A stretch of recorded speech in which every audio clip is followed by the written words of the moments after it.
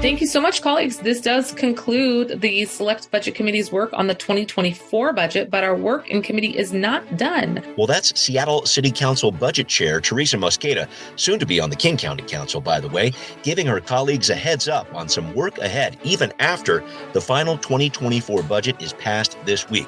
What's on the docket there ahead? Plus, what's going on with the fees that the city wants to collect from DoorDash and other delivery services? Plus, what is the most dangerous traffic corridor in the city of Seattle? A lot of debate over that one, but we are considering these questions and so much more this week on Seattle News, Views, and Brews, your coffee break political podcast. I'm Brian Callanan. I'm a host on Seattle Channel. The views expressed here are mine, and I am with my co-host, David Croman of the Seattle Times.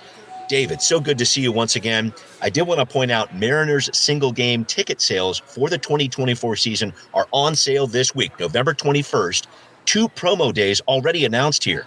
Would you rather go for the Julio Rodriguez no-fly zone bobblehead on April 3rd or Ken Griffey Jr. bobblehead on April 17th? I know, don't make me choose, but that's what we got on the table. What do you think? I'd choose the third option, which is Shohei Ohtani. Yeah, right. I love it, man. Boy, it'd be a bobblehead every night if they figured that one out. I hope so. Well, David, thank you as always for providing the good answers and for being with me. Thanks also to our background noise sponsor, City Grinds Espresso on the first floor of City Hall. Thanks also to our show patrons. A shout out to Linda. Thank you for your support and getting involved in your community. Check out our posts on Patreon. Linda, thank you for doing that. That's where you can support our show, folks, on Patreon, hoping to get your patronage at the $5 level so I can send you your very own highly coveted Seattle News, Views, and Brews decal. Boy, these are flying off the presses. Make sure you get yours. Please look for Seattle News, Views, and Brews on Patreon to learn more and become a follower of the show. Thanks also to Converge Media. The video version of the podcast is on Converge. Check it out Wednesday nights at 7 o'clock. We've got a lot ahead here on this show, so moving right along, it's time for Right Here, Right Now.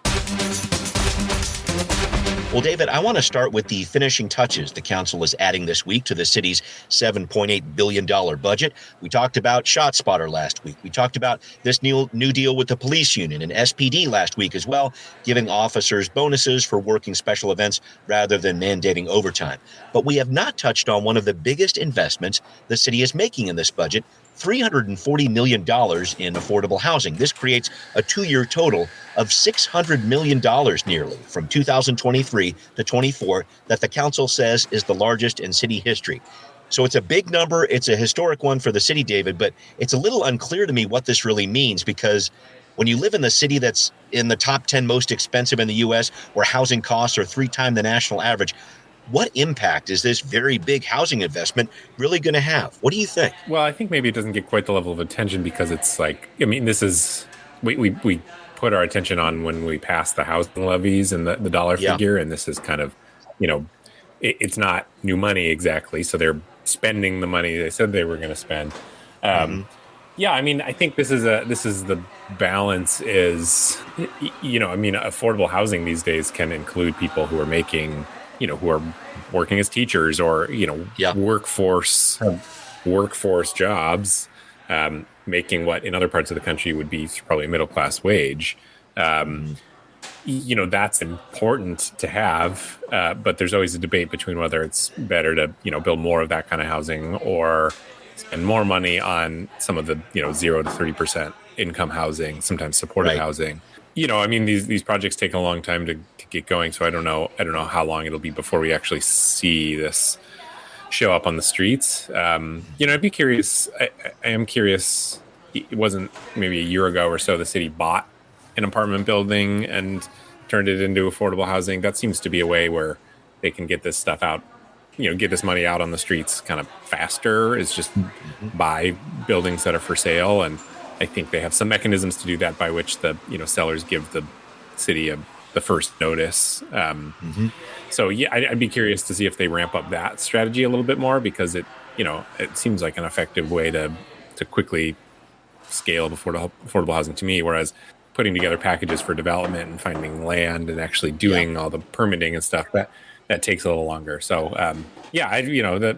when everything is unaffordable, then balancing housing for teachers versus housing for people making literally no money is always going to be sort of a tricky question. Yeah. And you talk about that delay in building projects, and it just becomes a lot more expensive too. I remember having this discussion around the housing levy, because for as much as the city was ballyhooing the fact that, hey, we're tripling the housing levy and we're going to add some more dollars here, when you talk about the real costs over the past 9 years, I guess, that we've been waiting on a housing levy, the new housing it's not going to actually increase the amount of housing the city's going to build, just because it's gotten so much more expensive. So I think you're onto something there with trying to purchase some of that naturally affordable housing, as it's called, some of these older units that might be around here, and try to turn this a little more quickly, because for as much as the city is making some big investments here, these are big dollars we're talking about here in 2023 to try to make that happen. So I did want to talk a little bit more about dollars here. In the top of the show, I mentioned Councilmember Mosqueda there alluding to the work that is still ahead for the Budget Committee, which is to discuss ways to deal with a budget deficit for 2025 that's at least $218 million, according to the most recent city figures here. And I know we've touched on this before, David, but I'm really interested to see how and where the remaining council members, the ones that are coming back next year, I should say, talking about Councilmember Strauss, Councilmember Morales got reelected, Councilmember Nelson. I'm wondering where they try to guide this process, because they're the ones actually sticking around for another term here. Do you see these three, I should say, trying to shape this policy ahead of a new council coming in? Do they kick the can down the road to 2024? Where do you see this discussion going? 3 council members, obviously, it's not enough to get. It's not a majority. It's not even a quorum, and it's the 3 kind of that span the spectrum of the city council, between Councilmember Morales to Councilmember Nelson, with Councilmember Strauss probably in the middle of the 2 of them. Yep. I imagine, I think Councilmember Morales will probably advocate for maybe more jumpstart revenue, or finding kind of new progressive taxation. I imagine Councilmember Nelson would be a little more skeptical of that. So, it's not a group. It's not a group of council members that I see necessarily coming together in the next month and a half and presenting some fully formed idea to the next city council, nor would they want to necessarily. I mean, especially if Councilmember Nelson ends up being the council president, I imagine she's going to want to have this discussion with the new city council, especially because that new city council is going to be more favorable to her points of view than the current one is. So I don't know how the next month and a half plays out. My hunch would be they're probably going to want to kick back a little bit and kind of wait for the next city council to come forward. Yeah, I know. So much ahead, though. This is a big discussion, and I think the council is trying to be intent about it in these last few weeks of this year. But we will see where this happens, because this is an important setting of the agenda, at the very least, for what happens in 2024 and beyond with the budget. All right, well, let's talk about another interesting revenue question ahead, if we could here. It has to do with app-based delivery companies like DoorDash, not grocery companies here. I should point this out. The council set to approve this ordinance this week, adding a 10-cent fee to each delivery, again, accepting groceries here. This will raise a little bit over $2 million annually for the city, and Councilmember Herbold, who sponsored the measure, says this money will be used to uphold the new laws that she passed, or she helped pass and sponsored and passed, that give protections like sick days to app-based workers. DoorDash, of course, calls this an unnecessary tax, but then again, DoorDash was not implementing the worker protections the city had in place, got sued by the city, settled out of court for $1.6 million a few months ago. David, I just wanted to get some thoughts on this. Adding this fee, which I have to think is going to get passed on to the customer here, is this going to be good for workers? We talk about these worker protections, et cetera. How do you look at this?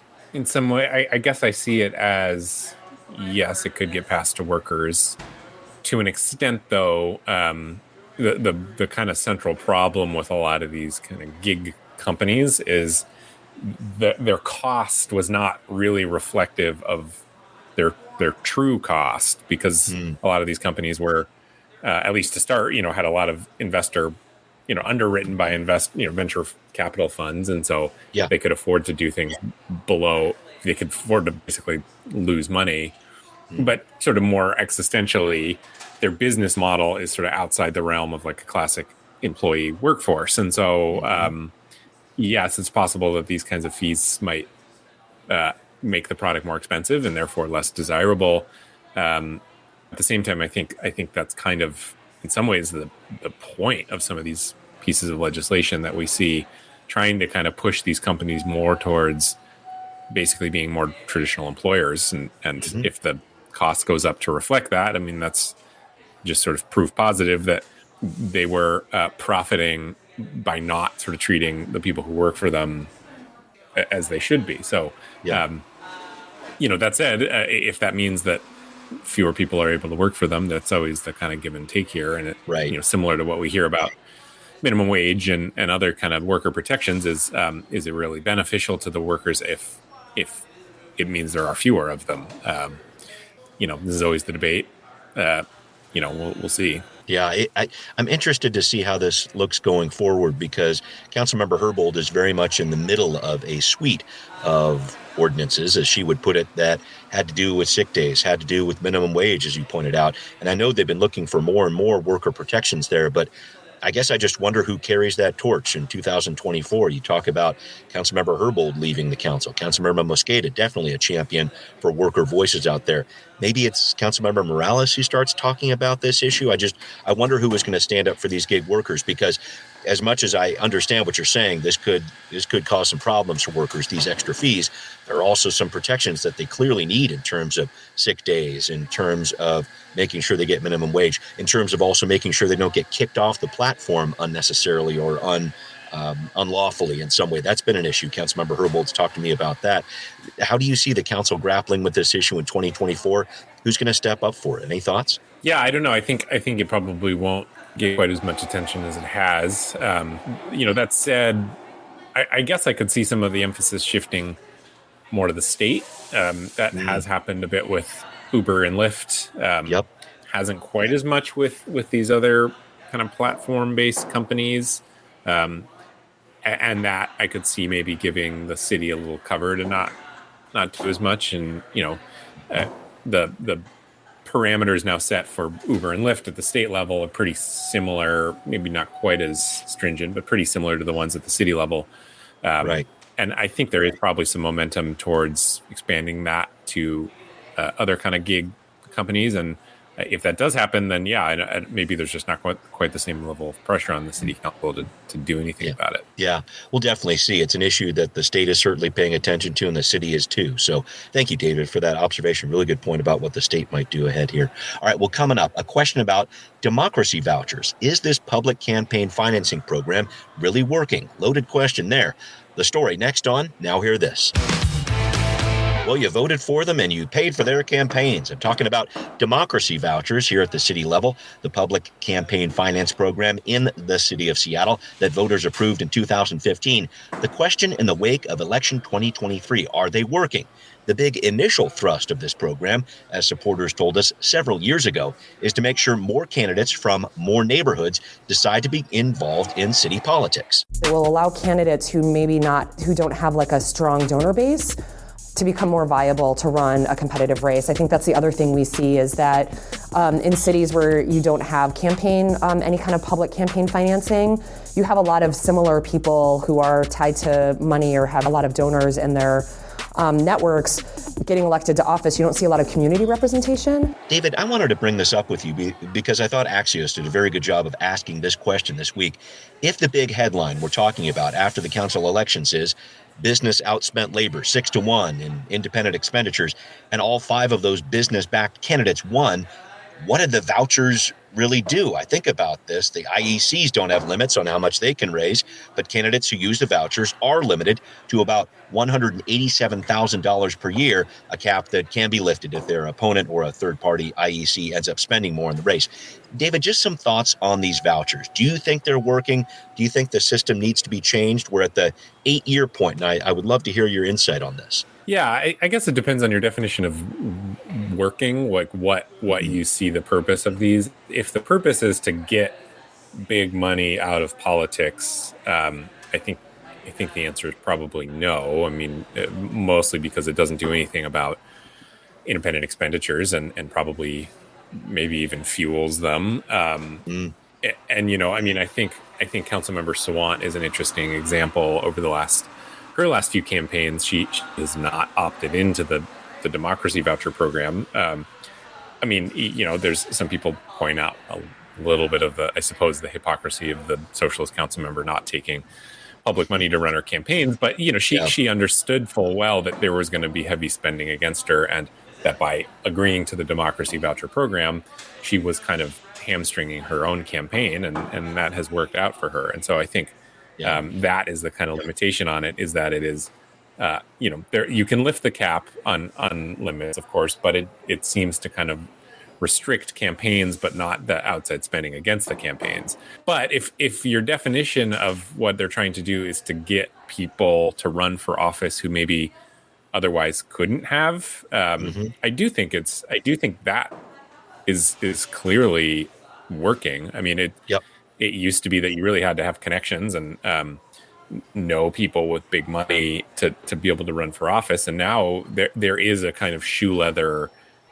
approach you can take, where if you just hit the streets enough and get people to sign over their vouchers, you can raise a significant amount of money and run a campaign. Now, whether those campaigns have been successful, those kind of shoe leather grassroots campaigns have been successful, it appears the answer is no, mostly. But I do think if the goal was to kind of increase engagement, both on the part of candidates and the part of voters, I think from that perspective, it has had a certain amount of success, for sure. Yeah, and I will point out that Rob Saka, who did win in District 1, was really touting, well, he touted a lot of things on the campaign trail, but he really did tout the fact that he was the lead democracy voucher earner among all 14 candidates. And he ended up winning his race. Granted, there was a lot of business money backing him too with IECs, but he did have some success there. And I think you're right. This is something that forces candidates to get out there and connect with different voters. And I think that's one of the most important parts here, David. The whole concept of, I'm just going to send a mailer or whatever else, that doesn't really do it. You really have to have a ground game, I think, with these vouchers, because even if you're not doing the vouchers yourself and your opponent is doing that, what that indicates is your opponent is going door to door, meeting with people, talking with them, and going as far as to say, I have your support and I'm going to get, potentially $100 from you with these vouchers. I think that interaction with the voter is another benefit of this too, that personal interaction, actually talking with them. Yeah, I think that's true. That said, I have not seen any sort of, Rob Saka maybe, I think there is occasionally some correlation between democracy vouchers and votes, but at the same time, there are a lot of examples where there is zero correlation. I think of Andrew Grant Houston, I want to say his name is. Ran for mayor. He ran for mayor, super progressive platform, did really well with democracy vouchers, raised a bunch of money from them, basically didn't get any of the vote. It didn't translate to votes at all. So because I do think there's a certain level of, I'm not sure, I think people understand them a little bit better. I do think there's probably a certain level of hey, if I sign these, will you get off my porch sort of thing? And you can build up infrastructure. You can have tables outside of grocery stores that do really well at collecting these. I don't know that it necessarily translates to votes. So again, I think it, on a general level, increases opportunity and engagement. I don't know how well so far that has transferred into changing who exactly is getting elected. Yeah, but yes, Andrew Grant Houston, ace. I remember this guy, talking with him in 2021, and he did very, very well when it came to democracy vouchers. But yeah, that's the big question here. How much are they really impacting these campaigns when there's a lot of big money that ends up having an impact in these cases too, or in these races too, I should say. Thank you for bringing that up, David. I did also want to talk about another story that caught my eye this week, this idea of expanding involuntary commitment for mental health and addiction. This was very interesting to me.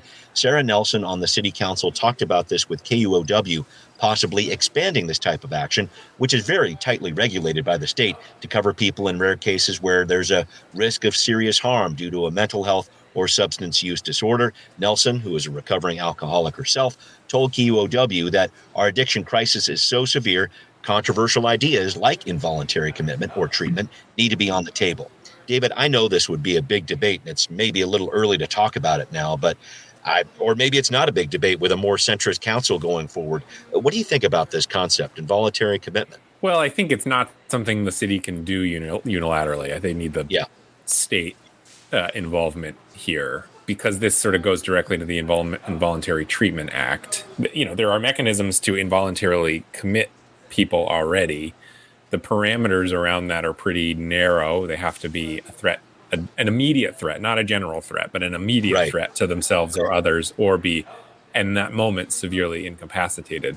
The thing about that standard is it's not, the goal of that commitment is not to totally rehabilitate somebody. The goal is you get them to the point where in that moment they are no longer a threat to themselves or others. That doesn't say anything about what they will do in the future. It's not exactly an arrest, but you're taking somebody's liberty away from them. So it's a really, I mean, a lot of people say necessarily high standard, because without that high standard, it would be easy to abuse and to basically arrest people who haven't committed a crime. They're just in a bad place. So expanding that, of course, would be really, really controversial, and I would think would need some state involvement. I understand, this is something that cities across the country are starting to look at a little more. New York Mayor Eric Adams has brought this up too. But, the thing about involuntary commitment is as I just said, it is not long-term treatment. And so for that to work, it has to come paired with a longer-term plan for what happens once that person is stabilized. And that's kind of the essential problem with involuntary commitments now is, you talk to police officers or designated crisis responders, and tons of stories of committing somebody in the morning and then seeing them back out on the street in the afternoon, because again, it might just take a couple hours to kind of stabilize them. That doesn't mean they're cured, quote unquote, but they're no longer seen as an immediate threat to themselves or others. But it doesn't really do anything long term to kind of help them out to not return to that state. So that's kind of the big question is, can you turn that involuntary commitment into something long term that's sustainable long term? And then you're back to, the essential problems that we're dealing with here. Yeah. And I guess just in talking about that, we've talked plenty about just the lack of mental health rehabilitation services that we have in our region here. That's a constant headline that we're looking at. And then the other one that the ACLU brought up with this, which again is in the background, there's just a really terrible history in our country when it comes to involuntary commitment, with abuses, and these disproportionately go against people of color. And this whole idea, I guess, where I'm coming from, and I've heard this from a few people in talking about the fentanyl crisis, especially, forcing treatment on someone when it's that type of a thing, it's difficult to make that work. I guess is the bottom line that I've heard of that, rather than finding ways to get people to join treatment voluntarily. This involuntarily thing, forcing people into it, it is a difficult task, and it doesn't always seem to work, is what I've heard from some mental health professionals. What do you think about that piece of it? And I think the data bears that out. I mean, the rates of relapse are pretty high, and there's some dangers to that also. If you put somebody into a forced environment where you detox them, and maybe they in that environment they do okay, but then they return to their social where they were before and interacting with the same people and back in the same habits, then it's easy to return. And a lot of people end up dying in that period because their tolerance isn't what they remember it being. And so they're more likely to overdose. So there's, which isn't to say, I mean, it's just, there's risks in involuntary commitment too. Yeah. One thing that I think people don't always understand with these sorts of proposals is that it is a legal process. In involuntary commitments now, people who are taken to Harborview on involuntarily have public defenders. There's a court in Harborview right now with King County public defenders there to argue for that person's liberty. So, if you're going to expand that, it's not just as simple as, we can pick up more people and send them to Harborview. There are going to be some pretty serious, this is like adding new laws on the books for courts to deal with. You would have to add more lawyers and more judges. And, it's not a simple thing to just say we're going to force more people into treatment. Very true. Thank you for all that background, David. I appreciate that. All right, well, coming up, where is the most dangerous traffic corridor in Seattle? There's a few people who say they know why and where this is. And what are transportation experts and elected leaders doing about this? That's the big question here. David's got the story coming up on Transportation Talk. David, you wrote recently in the Seattle Times about Seattle's most dangerous traffic corridor with help from Nina Shapiro and Mike Lindblom. And I've been keeping people in suspense about this the entire podcast, I know. Where is it? What are we talking about? And what are the problems there? Yeah, it's most people. It's not actually going to be a surprise to most people that it's Aurora.